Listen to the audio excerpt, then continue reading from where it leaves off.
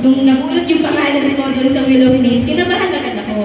Dahil naisip ko, deserving ba ako? Dahil, alam niyo yun, isa lang naman akong kabataan na umiisip at hindi pa ako laging nandirito. Deserving ba ako magbigay ng message ni Lord?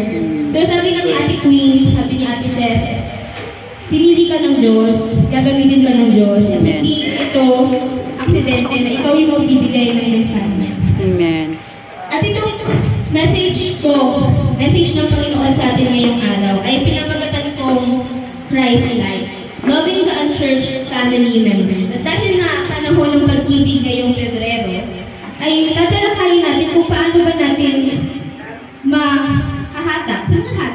paano ba natin ma-encourage ang ating mga kapamilya na hindi pa nakakakilala sa Panginoon patungo rito sa ating iglesia. At ang ating Bible verse na babasahin ngayong araw ay ang unang libro ng Pedro, Kabanata 3, verse 1 hanggang 2. At babasahin ko po ito para sa inyo.